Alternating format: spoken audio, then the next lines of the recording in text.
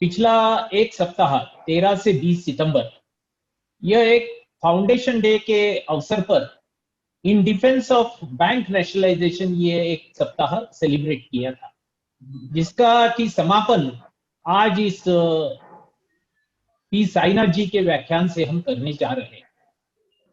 यह शुरू करने के पहले मैं all India trade union Congress की नेता श्रीमती रोजा देशपांडे, जिनका कल दुखद निधन हुआ, उनको इन दोनों संगठनों की ओर से भावभीनी श्रद्धांजलि अर्पित करता हूं और इस सभा की कार्रवाई शुरू करता हूं। बैंक ऑफ महाराष्ट्र और कुल मिलाकर और 4 बैंकों के निजीकरण के बारे में लगातार अलग अलग मीडिया में न्यूज आती रही है। हम सब जानते हैं कि महामारी के एक अवसर कहकर प्रधानमंत्री ने जो एक आत्मनिर्भरता के बारे में बयान दिया, उसमें कोर सेक्टर की कुछ इंडस्ट्रीज में बड़े पैमाने में प्राइवेटाइजेशन किया, यह उन्होंने अनाउंस किया था। बात वहीं तक नहीं रुकी। बाद में पहले तो बैंकिंग बोर्ड ऑफ ब्यूरो, बाद में नीति आयोग, उसके बाद ऑफिशियल सोर्सेस को कोट करते हुए ऐसे कहा गया कि पहले फेज में Bank of Maharashtra, Punjab and Sind Bank, Indian Overseas Bank और यूनाइटेड कमर्शियल बैंक, इन 4 बैंकों का निजीकरण किया जाएगा। ये न्यूज बार बार आते गए।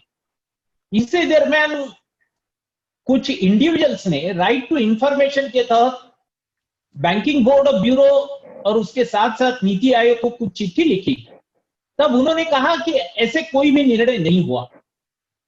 इसके बाद और एक न्यूज छपकर आई थी, जिसमें कहा गया था कि प्राइम मिनिस्टर ने फाइनेंस मिनिस्टर को एक चिट्ठी लिखकर कहा है कि किसी भी हालत में मार्च 2021 के पहले फर्स्ट फेज और इन 4 बैंकों का निजीकरण किया जाए। इसके बाद दोनों संगठनों की ओर से हमने एक चिट्ठी लिखी, वित्त मंत्री को चिट्ठी लिखी और उनको पूछा कि क्या यह सही है, इसके ऊपर सरकार की तरफ से कुछ बयान आना चाहिए। क्योंकि हम देख रहे थे इस दरमियान बैंक के काउंटर पे कई कस्टमर्स आकर बार बार हमें पूछ रहे थे कि क्या यह सही है, बैंक ऑफ महाराष्ट्र का प्राइवेटाइजेशन किया जा रहा है या तो जाएगा। हम निरुत्तर थे, हम उसको कोई भी जवाब नहीं दे पा रहे थे, क्योंकि ऑफिशियल सोर्सेज की ओर से neither confirmation was there nor it was rebuttal. किसी ने यह भी नहीं कहा कि हाँ हो रहा है या तो ना हो रहा है। लेकिन इसका असर काउंटर पे इस ढंग से हुआ कि महाराष्ट्र में यस बैंक और उसके पहले पीएमसी बैंक का जो हादसा हुआ, उसके बाद आम जो बैंक कस्टमर है उसके मन में एक डर पैदा हुआ और वो उसके मन में बहुत सारी आशंकाएं थी कि क्या हुआ है, क्या बैंक ऑफ महाराष्ट्र का प्राइवेटाइजेशन होगा। और ये ख्याल में लेते हुए हमें यह लगा कि बैंक ऑफ महाराष्ट्र का फाउंडेशन डे जो 16 सितंबर को है, इस अवसर पर हम एक सप्ताह सेलिब्रेट करेंगे और वो सप्ताह in defence of public sector banking ये होगा।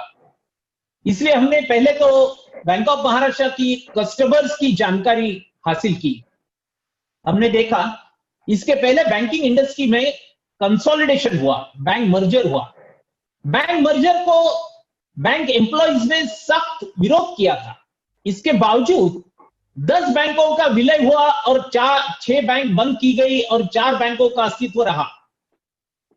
लगभग कंसोलिडेशन के इशू के ऊपर बैंक एम्प्लॉय के तौर पे हमने जो भी आंदोलन खड़ा किया वो लौकिक अर्थ से यशस्वी नहीं हुआ। लेकिन हमने ये देखा कि अकेले बैंक एम्प्लॉय ऐसे इशू के ऊपर कोई आंदोलन करके जो डिजायर्ड रिजल्ट्स हम चाहते हैं वो नहीं मिलेंगे।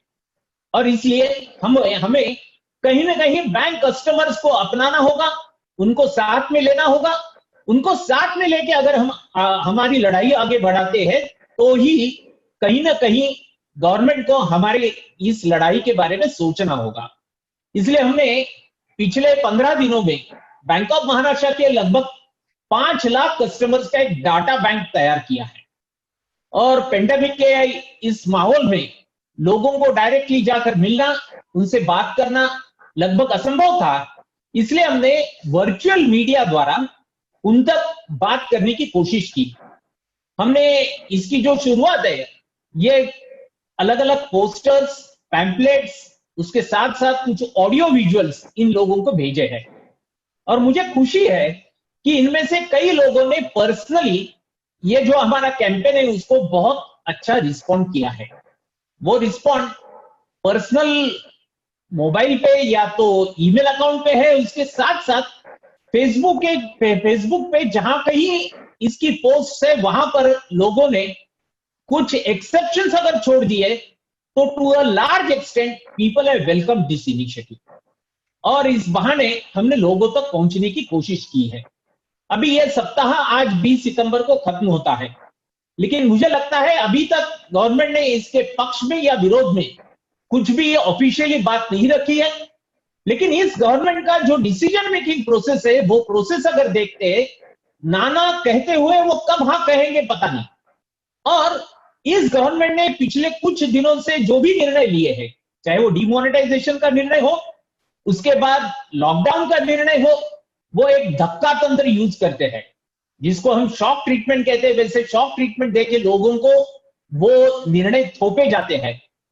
डेमोक्रेसी का सर्वोच्च व्यासपीठ जिसको हम लोकसभा कहते हैं, उसकी कार्रवाई पिछले 2-3 दिनों से हम देख रहे हैं, वो एक बहुत बड़ा फार्स के तौर पे हमको दिखाई दे रहा है। किसी विषय के ऊपर गहराई से सोचना या तो डिबेट या डिस्कशन होते हुए नहीं दिखाई देते। और इसमें ऐसे हमको ऐसे लगता है कि आज अगर हमको अपनी बात अगर आगे बढ़ानी है तो लोकशाही में सबसे सर्वोच्च अगर कोई होगा तो मतदाता है, आम आदमी है। कहीं ना कहीं आम आदमी को जाकर हमको ये बताना होगा कि जिस ढंग से ये डिसीजंस आपके ऊपर थोपे जा रहे हैं वो आपके हित में नहीं है। और इसी सिलसिले में आज हमने इस सप्ताह के समापन पे पी साईनाथ जी को आमंत्रित किया है। पी साईनाथ जी की इंट्रोडक्शन बैंक ऑफ महाराष्ट्र के लोगों को तो कर देने की कोई जरूरत नहीं है। लगातार चाहे ऑफिसर एसोसिएशन हो या तो हमारा all India bank of Maharashtra employees federation हो, इसमें कई बार वो आ चुके हैं, उन्होंने हमको संबोधित किया है। और वो एक शख्स खुद एक इंस्टीट्यूशन है।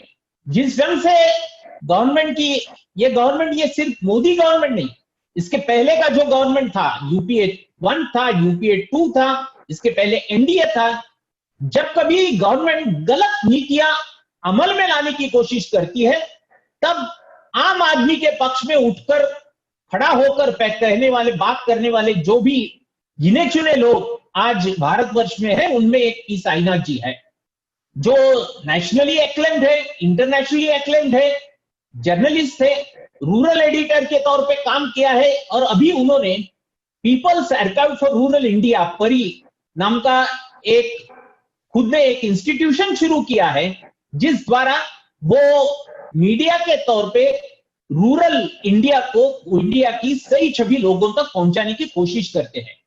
और मुझे यह लगता है कि इस पूरी लड़ाई में पी साईनाथ जी हमारे साथ होना, इसमें ही एक मुझे लगता है ये लड़ाई आगे जाने के लिए एक बहुत आश्वस्त करने वाली बात है। इन्हीं चंद शब्दों के साथ मैं मेरा प्रास्ताविक यहीं पे खत्म करता हूं और पी साईनाथ जी को रिक्वेस्ट करता हूं कि वो आज जो हमने एक विषय दिया है, वो विषय banking services fundamental right, constitution से जुड़ा हुआ है। Constitution directive principle, fundamental right, ये इसके बारे में बहुत सारी चर्चाएं होती है, लेकिन इन चर्चाओं को अगर सीधे तौर पे आम आदमी से जुड़ने वाली अगर कोई बात होगी तो मुझे लगता है बैंक नेशनलाइजेशन ये बात है। बैंक नेशनलाइजेशन होना, यही चीज एक बेहतर जीवन लोगों को अवेलेबल करा के दे सकती है, कहीं ना कहीं आम आदमी को इकोनॉमिक एम्पावरमेंट कर सकती है। जो एक इकोनॉमिक डिस्पैरिटीज है उसको खत्म करने के लिए बैंक नेशनलाइजेशन ये अहम भूमिका निभाती है। ये पूरे एक पर्सपेक्टिव के साथ मैं पी साईनाथ जी को रिक्वेस्ट करता हूं कि आज वो हम सबको संबोधित करें। P Sainath. Thank you, Devidas. The very first thing I want to say, particularly to employees of bank employees associations, like yours, and particularly to the Maharashtra Bank of Maharashtra employees. The fight you are involved in, जो struggle आप में है अभी जुड़े हुए हैं, वो सिर्फ आपके नौकरी का लिए नहीं. It is not only about your jobs. It is much larger. You are fighting a much greater battle. और दूसरी बात यह है कि सिर्फ ये प्राइवेटाइजेशन का बात नहीं है, कॉर्पोरेटाइजेशन की बात है. ये नहीं है कि प्राइवेट होगा तो हर इंडिविजुअल सिटीजन के लिए कुछ शेयर और इंटरेस्ट होगा, ऐसा नहीं है. ये कॉर्पोरेट की बात है. देखिए, आप एग्जाम्पल लीजिए कृषि का. एक तरफ पब्लिक सेक्टर में ये एयर इंडिया का प्राइवेटाइजेशन हो रहा है, कॉर्पोरेटाइजेशन हो रहा है, होगा. बहुत सारी चीज जो प्राइवेटाइज हो रहा है, it's not just that they are being made private, they will be made corporate. Look at farming. तो कोई कभी भी पब्लिक सेक्टर नहीं था. Farming is the biggest private sector in India. Biggest private sector in India is farming. 140 million people are involved. If farmers, 95 million full-time farmers. लेकिन उसको भी तोड़ रहा है. फार्मिंग तो प्राइवेटाइज हुआ, सिर्फ if aim was only privatisation, why should you touch farming? It is a private sector. उनको सिर्फ प्राइवेटाइज करने में कोई, they are not going to stop with privatise. Corporatisation करना है, मोनोपोली के हाथ में देना, ये है उनका aim. Further, if you look again how the banks are in, crisis. 2008 में जब वॉल स्ट्रीट का कोलैप्स हुआ, यूएस सरकार और यूरोपियन गवर्नमेंट्स, ये सब लोग, जो लोग यूनाइटेड नेशंस हर साल कहते हैं कि देखो, अगर हम सैनिटेशन का प्रॉब्लम एंड करना है, 20 अरब डॉलर एडिशनल एक्सपेंडिचर करना है हर साल. फिर अगर you want to end hunger, भूख तो खत्म करना है दुनिया में, यूनाइटेड नेशंस ने कहा उसके लिए 40 अरब डॉलर चाहिए हर साल, बस उतना ही, और आप you can end hunger in the world. For every child to be educated, UN ने कहा 15 से 20 बिलियन डॉलर, 20 अरब डॉलर हर साल एडिशनल एक्सपेंडिचर होगा पूरा दुनिया की तरफ. Across the world, you can solve the problem. Every child can go to school. 20 billion dollar आप खर्चा करेंगे तो ये health, basic health can be provided to everybody. मतलब जो मेन्यू basic problems of the human race जो है, वो आप हर साल 180 nations together are spending $80 billion more per year. लेकिन सरकार ने कहा, no government agreed with this and said impossible. World Bank said stupid. This is stupid. Every year United Nations puts out the figures. कितना चाहिए? Health for all, sanitation for all, food for all. $80 billion दुनिया के हाथ में नहीं था. लेकिन जब वॉल स्ट्रीट कोलैप्स हुआ, जब स्टॉक मार्केट्स कोलैप्स हुआ यूरोप में, $8 ट्रिलियन मिल गया. $8 trillion government found for rescuing corporate banking system. trillion dollars, not to save the corporate world. The very governments that could not find 20 billion, 15 billion, $8 trillion ने खड़ा कर दिया. और वो पैसा किसका पैसा था? पब्लिक का पैसा कॉर्पोरेट सेक्टर को दिया. फिर अभी पैंडेमिक में यूएसए ने कुछ वेलफेयर मेजर्स लिया. हर आदमी को कुछ 3 महीने के लिए $600 एडिशनल दिया. ये सब पर वीक $200 to $600 एडिशनल दिया. कल शाम को एक federal reserve officer, president of federal reserve Minnesota, state of Minnesota मेरे ख्याल में, उसने कहा, और वो भी लगता है कि देसी ओरिजिन है, कश्करी या कुछ नाम है उसका. उसने कहा देखिए ये सिर्फ ये पब्लिक के लिए नहीं किया, ये लोग किया है बैंक्स के लिए, प्राइवेट बैंक्स को रेस्क्यू करने के लिए. They raise this huge package और उसमें ज्यादा बेनिफिट ज्यादा है वो प्राइवेट बैंक्स के लिए. Even in the pandemic the same system. Hindustan में वी आर कंप्लीटली जो मॉडल यूएसए तैयार करके रखी है उसी मॉडल पे हम भी चल रहे हैं. Whatever happens, we are doing it for the corporate sector. तो पहली बात यह है कि you have to understand that it is not just privatization, but corporatization. It's not as if a few thousands of small private owners are owning, like in agriculture, millions. It is being handed over to gigantic corporations. आप देखिए अभी जैसा BSNL को खत्म कर दिया. BSNL, मैं तो पत्रकार हूं, ग्रामीण पत्रकार हूं. जहां भी मैं गया, remote area of Chhattisgarh, remote area of Koraput, एक ही टेलीफोन सर्विस काम करती है वहां, बीएसएनएल, और कुछ नहीं. और बीएसएनएल का मैक्सिमम सब्सक्राइबर्स बीएसएनएल का ही था.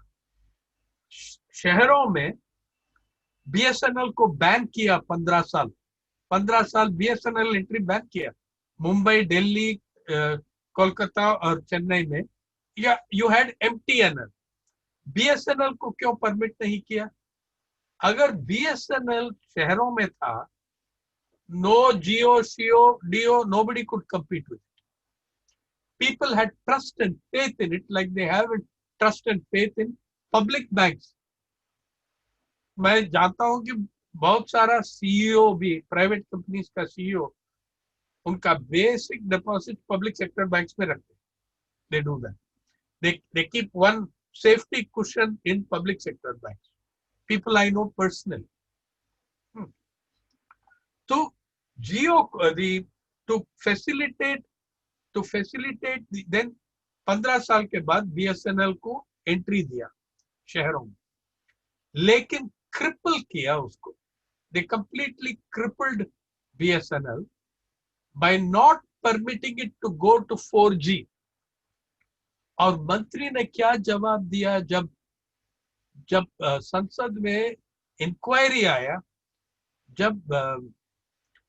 संसद में इंक्वायरी आया, आप बीएसएनएल को 4G में क्यों नहीं ला रहे? उसने कहा we will go directly to 5G. और 3-4 साल जब बाकी टेलीफोन कंपनी सब 4G में चले गए, बीएसएनएल को 3G में ही अटक करके रखा है. Then BSNL concentrated mismanagement कहते हैं. BSNL was slaughtered to favor private companies. वो प्राइवेट कंपनीज के अंदर फिर मोनोपोलीज 2 ही बचा है अभी, जियो एंड एयरटेल. और पॉलिसी पूरा बनाया टू फेवर जियो। वो जियो को फेवर करने के लिए जो पॉलिसीज बनाया, it led to collapse of many other companies. Anyway, so this is one example. Pandemic में we are taking advantage of the pandemic. सरकार ने पैंडेमिक का एडवांटेज लेके हर सेक्टर में प्राइवेटाइजेशन इक्वल टू कॉर्पोरेटाइजेशन जा रहा है, सिस्टमैटिकली डायरेक्टली उसी पे जा रहा है। और आप 4-5 सेक्टर्स में देख लीजिए। I am not going to lecture bank employees on what has specifically happened within the banking industry, you know better than me.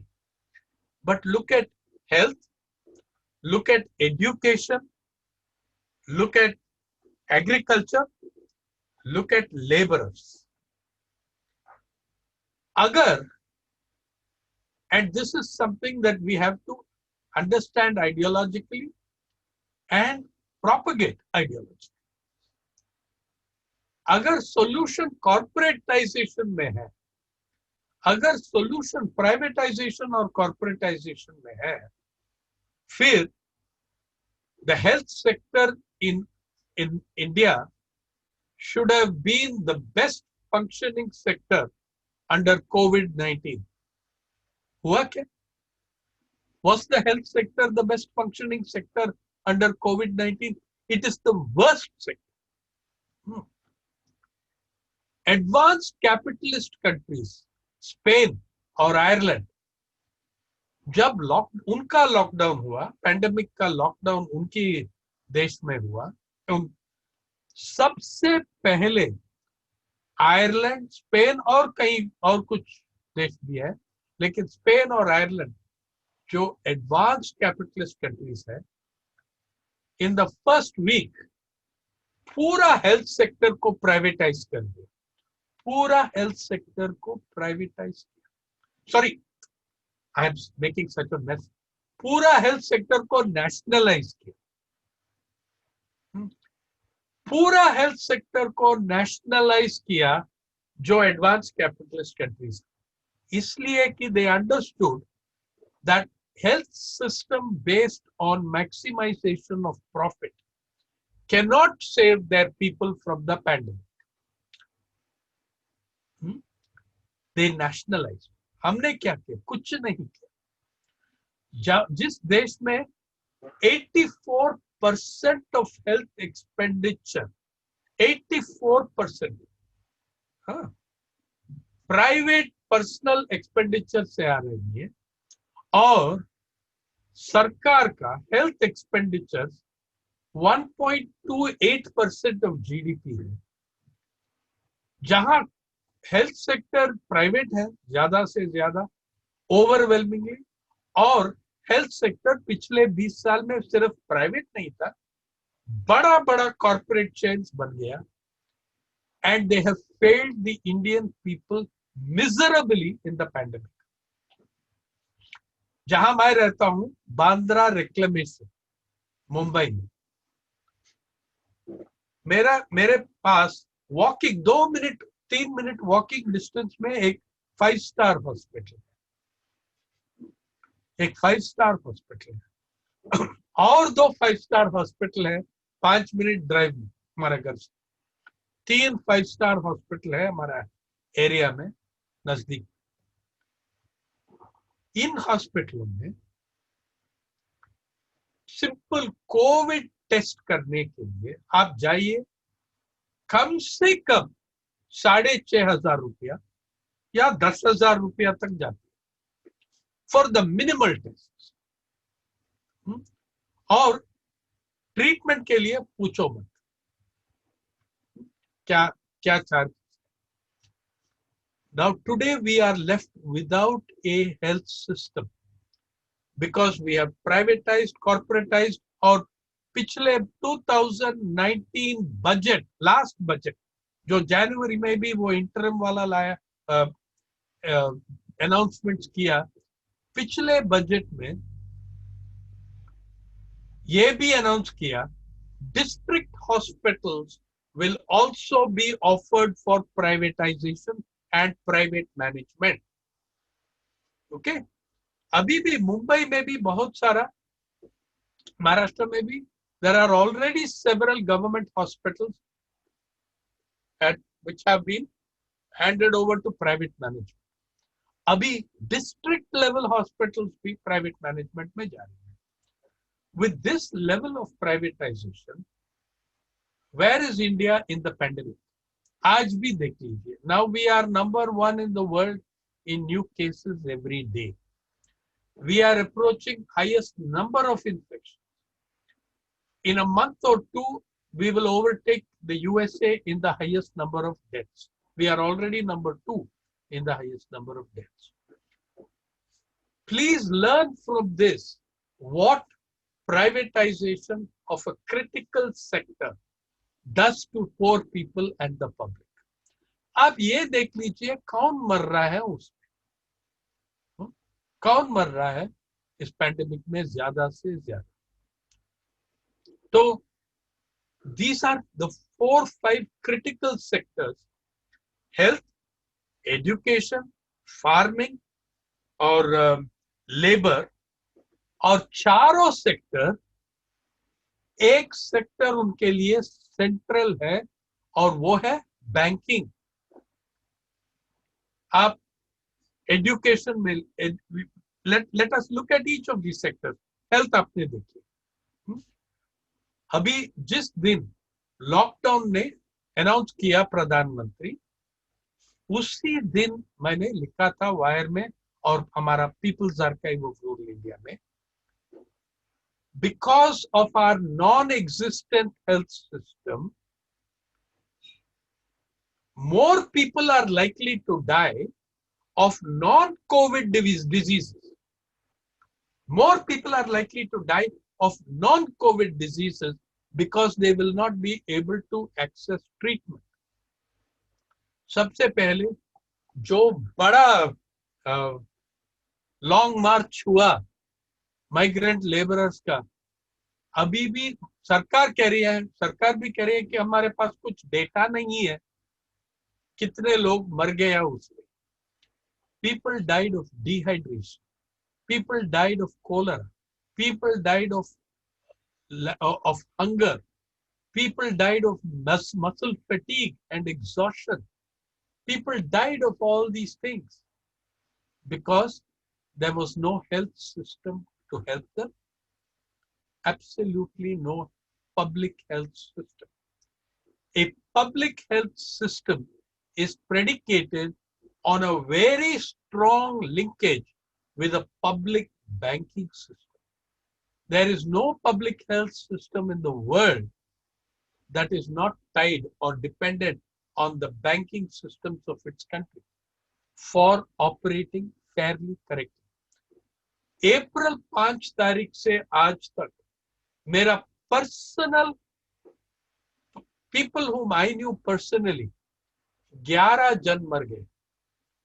एक भी कोविड से नहीं मरा. 12, एक और हुआ जो हमारा पूर्व मंत्री था श्यामल चक्रवर्ती, वो कोविड से मर गया. वो भी हॉस्पिटल में गया. जब वो हॉस्पिटल में गया, उसका कोविड का प्रॉब्लम नहीं था, हार्ट का problem.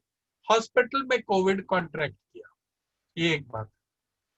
The 11 people I knew, 2 schoolmates, 1 college mate, 2-3 किसान लोग जो पिछले 30 साल में I have met many times. They had heart failure, kidney failure, ये सब problems करके they could not get admission to a hospital in time. आपको मैं ये बता रहा हूँ, जब एक्सपीरियंस चेन्नई में मिडिल क्लास फैमिली, मेरा स्कूलमेट था, हर एक 5 हॉस्पिटल में गया एक रात में. 5 हॉस्पिटल. जब वो hospital, private hospital, government hospital तो इतना वो पूरा ओवर कैपेसिटी था. बाकी सब they stop doing every other work. They would not get admission anywhere. And when they went to the private hospitals kaha, no beds available. Sorry. जब आप hospital छोड़ के बाहर निकल रहा है, आपके पास एक टाउट आएगा। वो टाउट आपको बताएगा, साहब आप 2 लाख दीजिए, मैं बेड दिलवा देता हूं आपके रिलेटिव के लिए इस हॉस्पिटल में। और वो 2 लाख ट्रीटमेंट, मेडिकल ट्रीटमेंट के लिए नहीं, सिर्फ प्रीमियम ऑन द बेड। कितने लोग दे सकते हैं उसको? 5 हॉस्पिटल सर्कल करके, in the 5th hospital they got him admitted और and he died because it was too late. आप देखिए पिछले इस डिकेड में 2011 to 2020 tens of millions of Indians have gone bankrupt and fall below the poverty line due to health expenditure. Public Health Foundation of India, जिसका एक founding trustee था अमर्त्य सेन, उसने एक स्टडी किया, 2016 में निकला वो फिगर्स। एक साल के अंदर 55 मिलियन इंडियंस, 550 लाख देशवासियों बीपीएल हो गया सिर्फ इसके लिए हेल्थ एक्सपेंडिचर। आप देखिए कंट्री साइड में और रूरल कनेक्शन देखिए, उसमें ज्यादा से ज्यादा लोग था रूरल इंडियंस, वो 55 मिलियन। और उनका प्रोसेस क्या था पिछले 20 साल में? किसान, farm labourers losing access to public banking और उनका डेट माउंटिंग, और ज्यादा साहूकार से लेना था पैसा। Rural family debt, fastest growing component health expenditure. The only people, or we brought health insurance as if that was a health insurance is a substitute for health.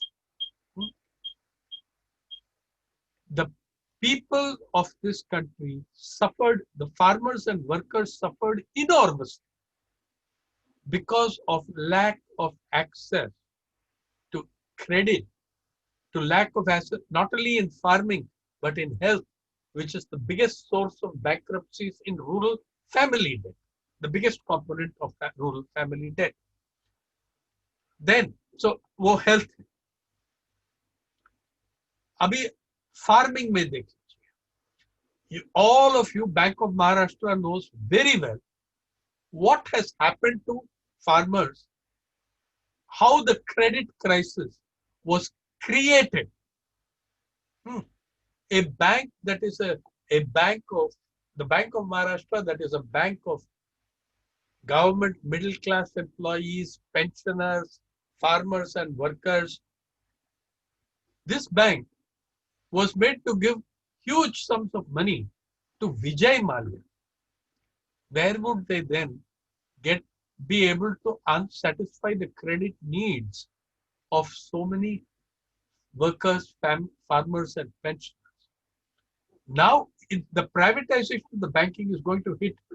The agrarian crisis, which brought millions of people to the cities, was at its heart and core also.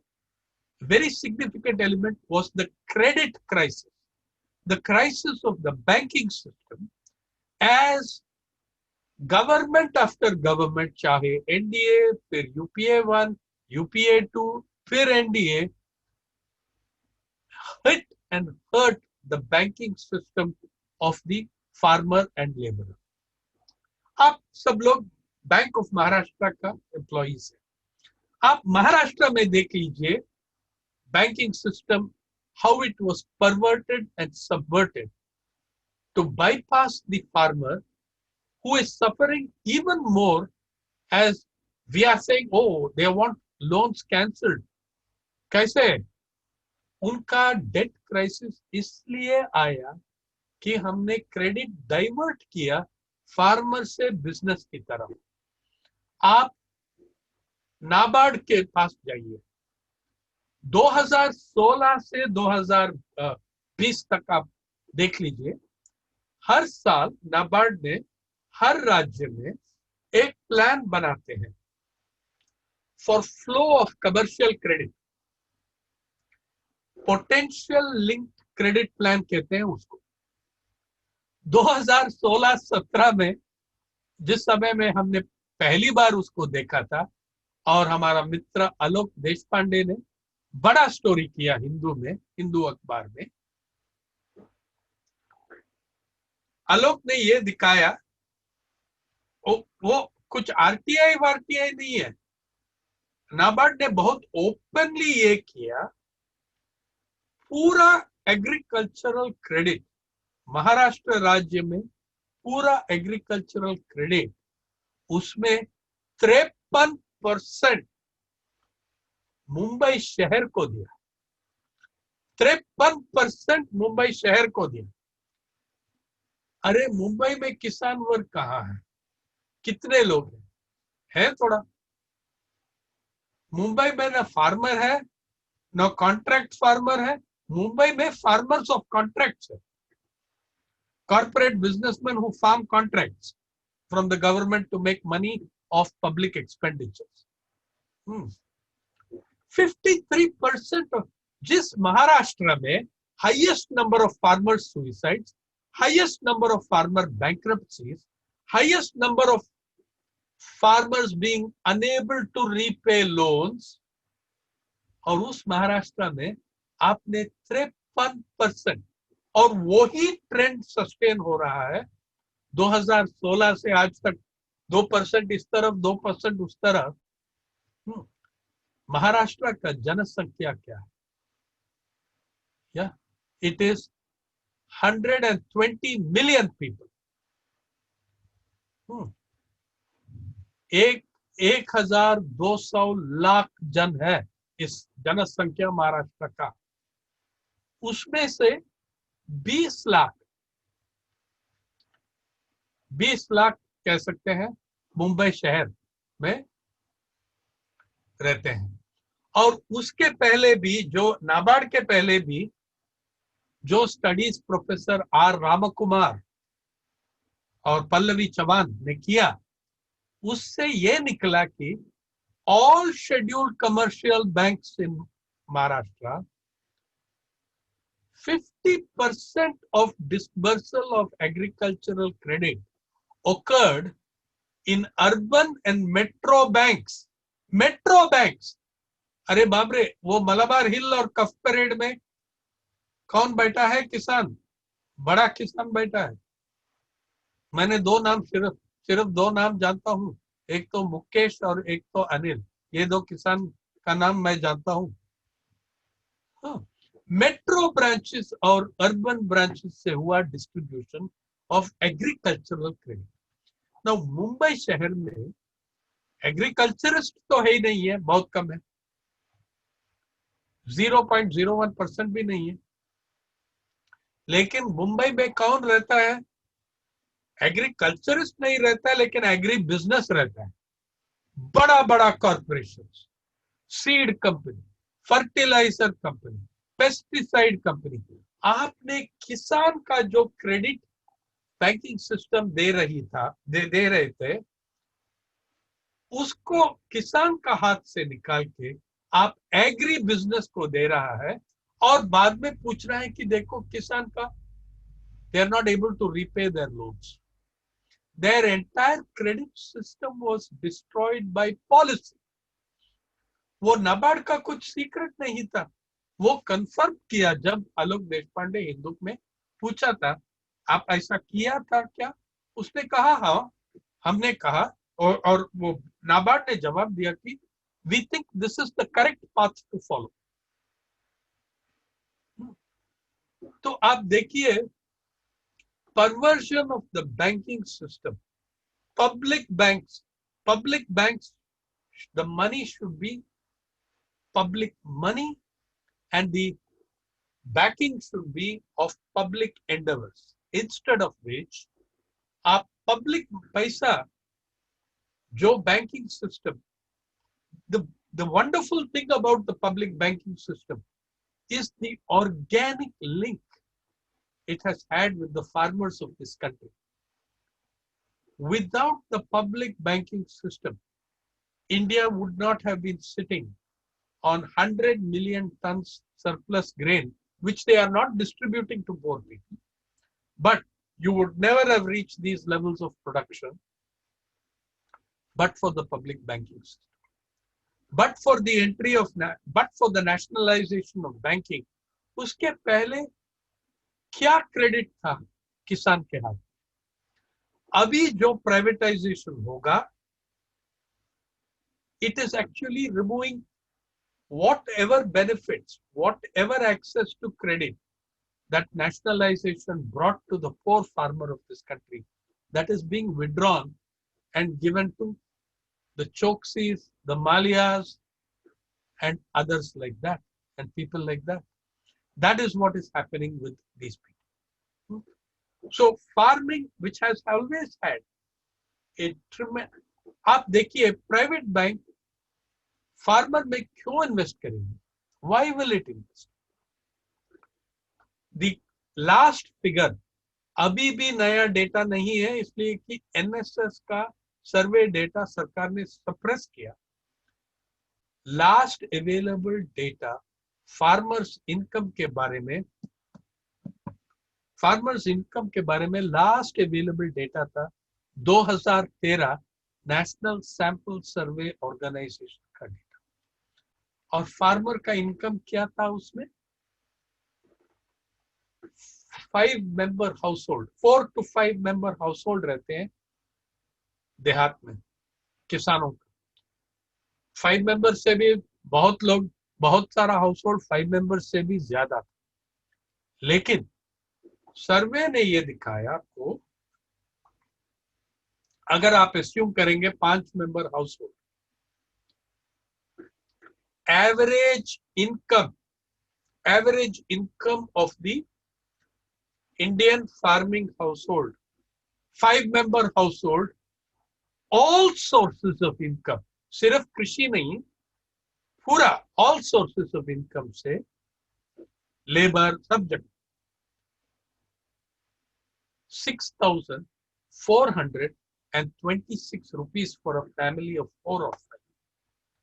6,426 रुपया total income and the total monthly income of the average farming household in this country.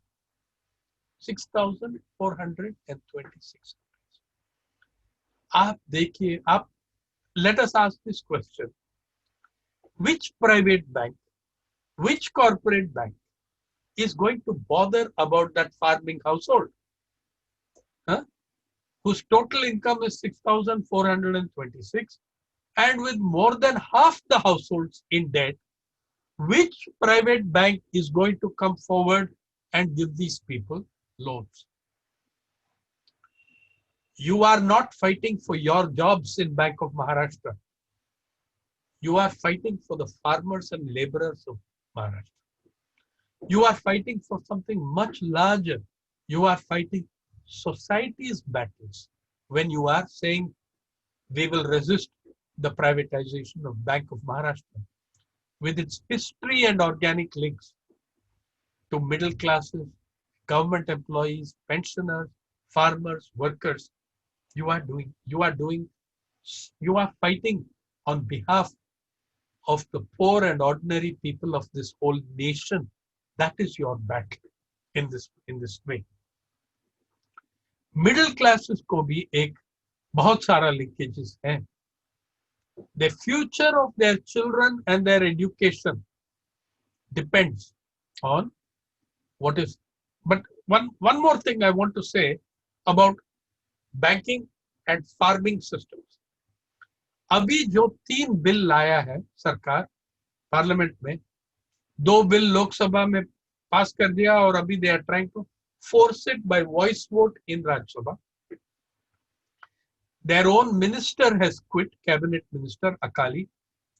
I am going to request all of you, all of you, please discuss after this meeting. सितंबर 25 तारीख को nation wide farmers protest होने वाला है. जैसा देवीदास जी ने कहा आपको, you cannot fight this battle alone. This is a gigantic multi-battle war that is being fought.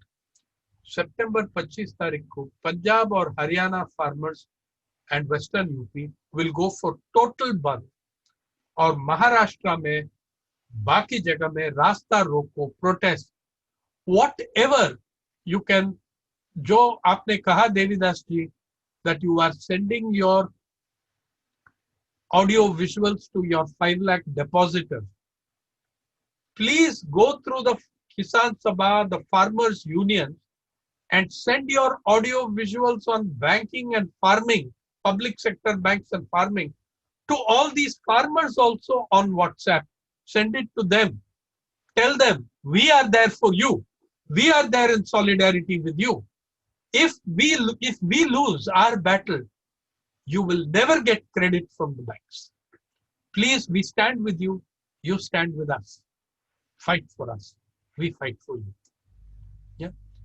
On 25 तारीख को मैं चाहता हूं कि सब Bank of Maharashtra employees will tell their depositors, will tell the farmers of Maharashtra, will come out for the farmers of Maharashtra saying that you are with them, because your battle and their battle are inextricably linked.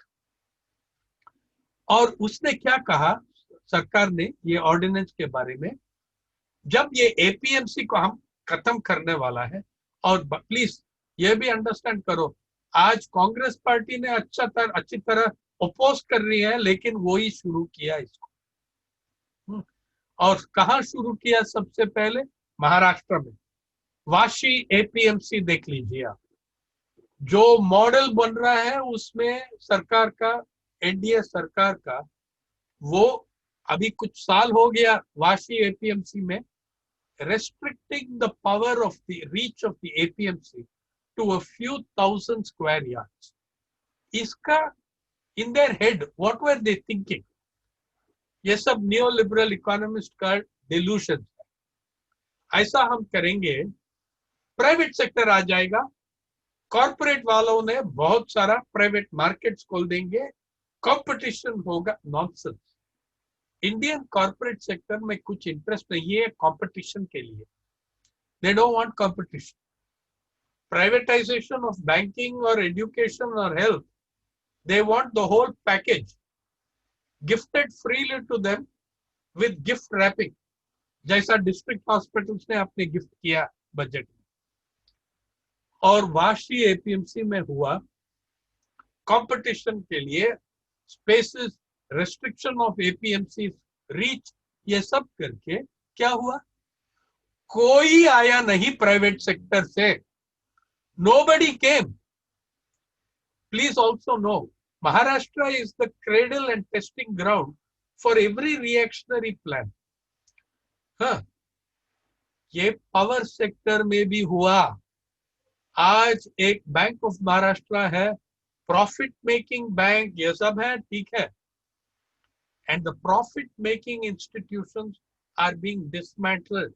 Please, my friends, 1991, 93, 94 में क्या हुआ? Dabhol, Enron, याद है? महाराष्ट्र पूरा देश में सिर्फ 2 state electricity board profit में था. सिर्फ 2 स्टेट इलेक्ट्रिसिटी बोर्ड, एक वेस्ट बंगाल और एक Maharashtra. Maharashtra State Electricity Board was a profit-making electricity board.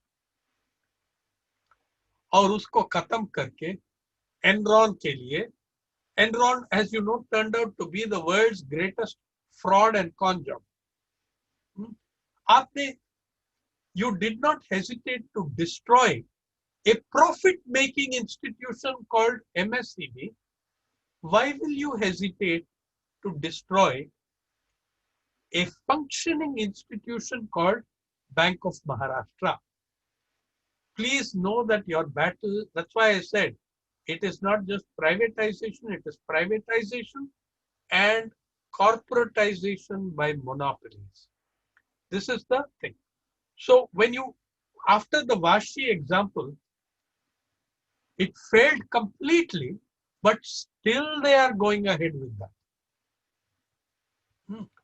वहां भी आप देखिए public sector bank linking to farmers. ये कह रहा है कि now farmers can go and sell anywhere. क्या बात है? Better prices, farmers can go and sell anywhere. I will say two things about this. जो कन्याकुमारी में बैठा है किसान, हाँ वो सुनेगा मध्य प्रदेश में प्राइस अच्छा है मेरे वाटरमेलन के लिए या मेरा पैडी के लिए अच्छा प्राइस मिल रहा है मध्य प्रदेश में. क्या वो उनकी बैलगाड़ी, he will jump onto his बैलगाड़ी and go to Madhya Pradesh to sell his produce. Talk sense. You know what that means? It means he will be forced to sell his product to the commission agent, to the corporation. Also, one very big lie is being peddled. They are saying we are going to break the monopoly of the APMC. APMC never had a monopoly. The bulk of marketable surplus in agriculture is sold outside the APMC. Most small farmers selling surplus are selling their surplus to the Sahukar or commission agent at the farm gate. It never reaches the APMC, for God's sake. So creating this myth of an APMC monopoly, you are dismantling the few public spaces that the farmers have to go and sell products, to sell their produce. Now it means that the old middlemen will be replaced by middlemen wearing Armani and Gucci. That is the new middleman. Again, you are dismantling the access of the farmer to credit, to farm. You will be saying, now there are private markets. Why should we give MSP? Now there are so many, that is their aim. But I'm telling you something. It is a pro-corporate move, but it may not work. My guess, it will end in total chaos. How many private banks, by the way, have ended in total chaos and then been brought like parasites to feed of zero NPA branches banks in the public sector? The same thing that happened in farming, the same thing that happened in health, that is going to now happen to you with banking as well. But banking is the center of all these systems: education, health, farming, labor. Now look at middle classes and education. What COVID-19 has done for you? What has COVID-19 done? COVID-19 ने हमको, हमारे समाज के ऊपर एक बड़ा और बढ़िया टोटल ऑटोप्सी किया, पोस्टमार्टम और ऑटोप्सी किया उसने. We are seeing our society and the corpse of neoliberalism on the table. Every bone, vein, sinew, organ, nerve and vessel exposed. Education में क्या हो? We are now looking at the latest data of National Sample Survey on social consumption indicators in education. अभी pandemic के अंदर आप देख रहा है कि कंप्लीट रश ऑनलाइन एजुकेशन के नाम पे. अरे यार, अब तक एजुकेशन लोन्स मिडिल क्लासेस को जो दिया है, किसने दिया है? कितना प्राइवेट बैंक्स ने कितना पैसा दिया है? It came, whether home loans or whether it is, but education loans particularly came from the public sector banks who were able to include lower middle class families who could never have access that credit from private banks.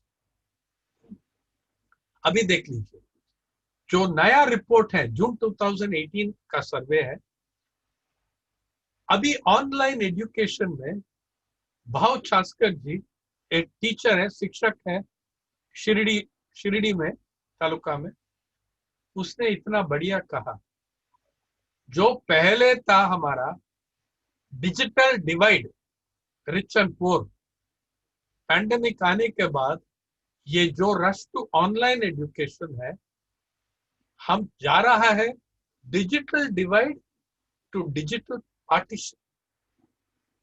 Rich और poor को partition हो गया देश में।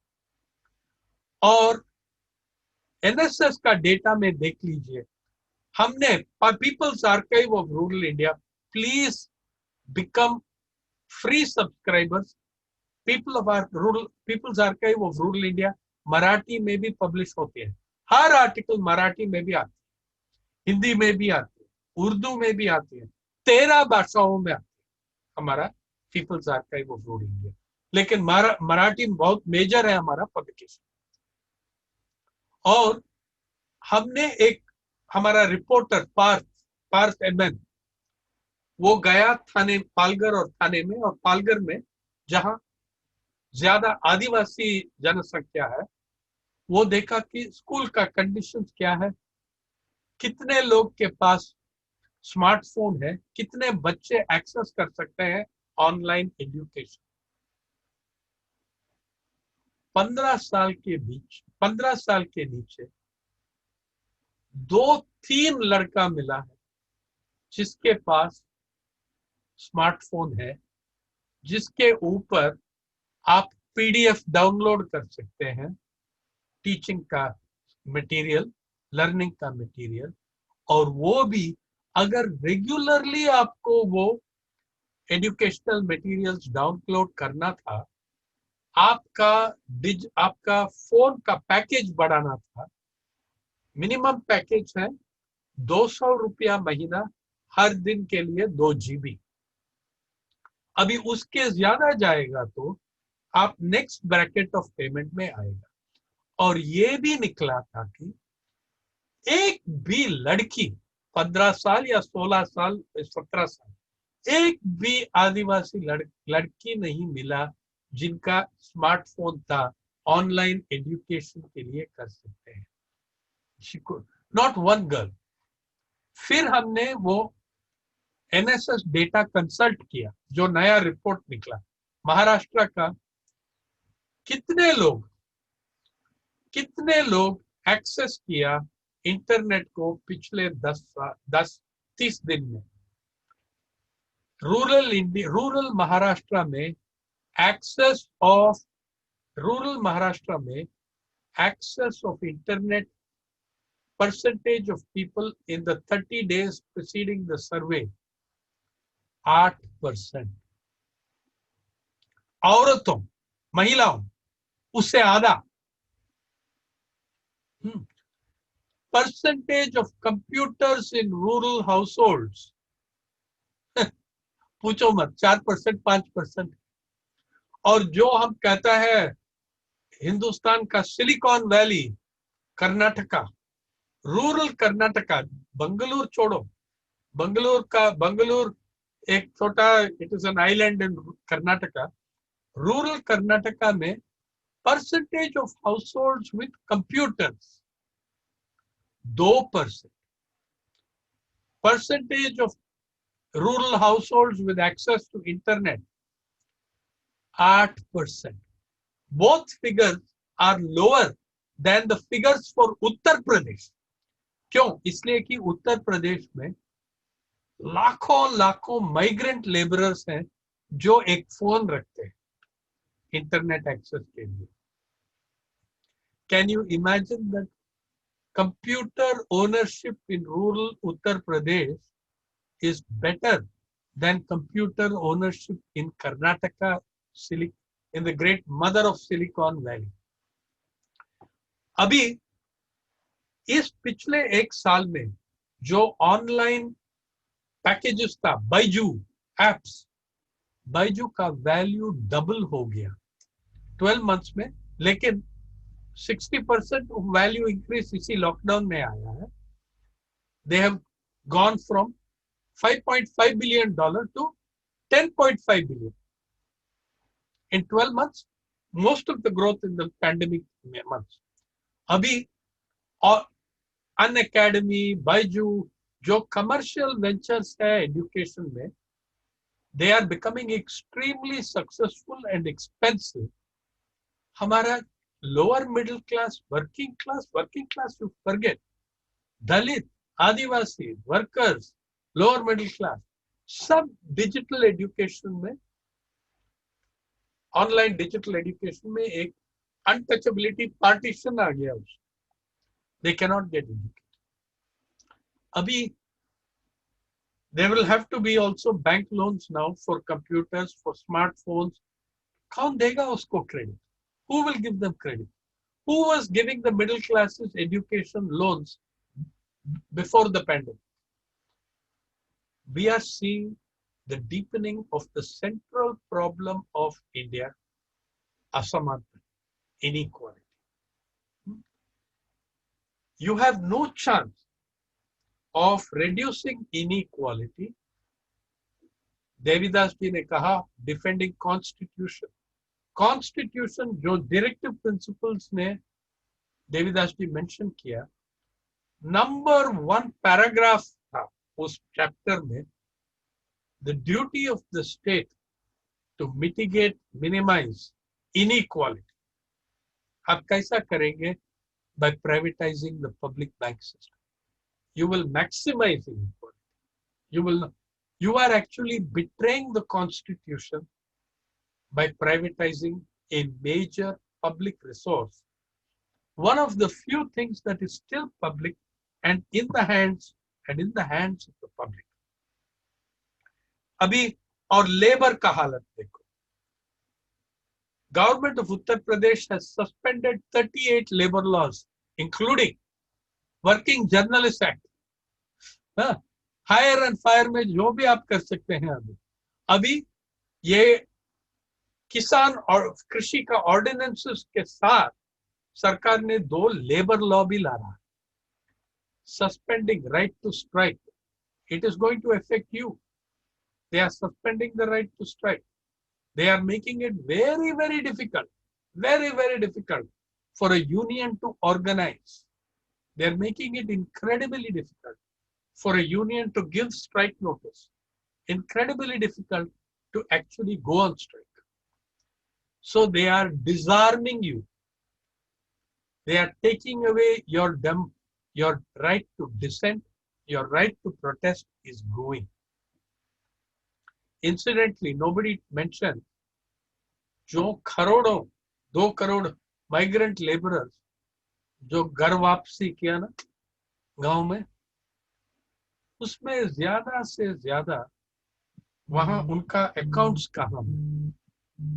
They are not in private banks. Most of them are in their local banks. Most of them are connected to their regional banks. Like in some regions, what used to be State Bank of Hyderabad, what used to be various other banks, that is where they have their hold. Tomorrow, suppose you have giant consolidation of few corporate banks. Can that bank address the problems of people in rural Junagadh? Can they address the problems of people in rural Marathwada? Can that giant consolidation bank look at the individual? Will it even treat their accounts as serious? Who knows what will be the minimum balance required once the system is entirely privatized? Is there any guarantee given to you that you can have zero balance accounts? Nothing. Yes. So you are in the fight of your lives. Your fight. The giant banks can never be sensitive to the little person's needs. Please remember, I'm going back to where I started. The great bank crash of 2008 in the United States. recklessly fueled Wall Street speculation with public money. And when they had to be rescued, they were bailed out with more public money. Don't let this happen to you. In fact, are you capable of doing that fight? I say yes. Mr. P. Chidambaram boasted after the Wall Street collapse. I replied to him even then. He boasted, India did not have that kind of collapse because of prudent fiscal management. That utter nonsense. You were trying to create the banking system on the model of the American system that went bankrupt. Utter nonsense to say that that is prudent fiscal management. Your banking system did not go under, did not explode totally like that in the United States and parts of Europe because of the struggles of the bank unions, the bank employees union and officers. These struggles saved not just the banking system, it saved India from the kind of total collapse that was witnessed in Wall Street and elsewhere. It saved the life savings of tens of millions of little depositors, which would have been wiped out as it was wiped out in many other parts of the world. It was your struggles. It was your struggles that managed, that did it, not the prudent fiscal management of Mr. Chidambaram. So it is in your, not just in your history, it is in your recent past, in the last decade, that you have shown that capacity to save the public funds of the Indian people. And therefore, your fight against privatization is a part of that large struggle. How, अभी कैसा आगे लेंगे इस संघर्ष, वो तो अभी हम सब एजुकेट हो रहा है. What are the possibilities? What are the ways? मैं आपको ये कह रहा हूं कि the struggle will show us the way. The struggle will show us the path. I want all of you in the next few days to think about how you will connect. जो कृषि का जो protest होगा 25th को, Bank Employees Association, All India Bank Employees Association and sister and fraternal organization, वो कैसा इनके साथ जुड़ाएंगे? Because their fight is your fight is their fight. And know that you have won many victories.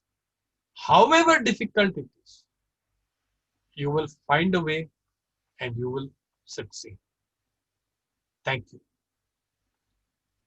Comrades, अभी हमने करीब 1 घंटा Shri P Sainath जी को सुना.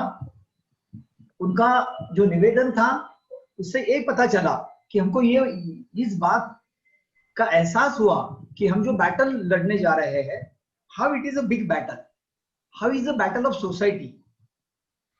Right words, we used to call him as our friend, philosopher and guide. तो हमारी ये struggle में जो स्ट्रगल हम आगे लेके जा रहे हैं, वो उसका दायरा कितना है. The canvas of our struggle that he has unfolded with his lucid language, with all his experiences, and he has given us a bearing कि हमको ये लड़ाई कितने दम से, कितने लंबे समय तक के लिए लड़नी है. By connecting all the sectors who are under this threat of this privatization, this liberalization, corporatization, it is not alone bank privatization. It is a big game plan to which we have started the struggle. That bearing he has given, we express our sincere thanks to P. Sainath ji कि उन्होंने हमको ये बताया. और rightly he has told that the struggle teaches us.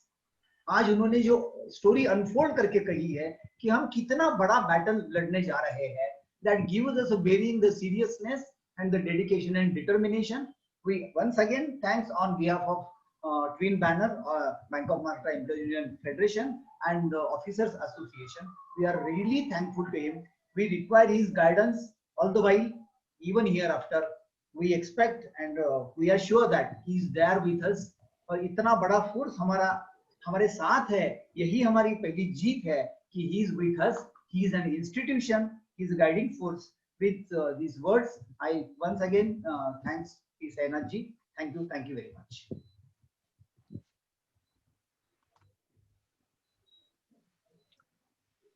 Thank you.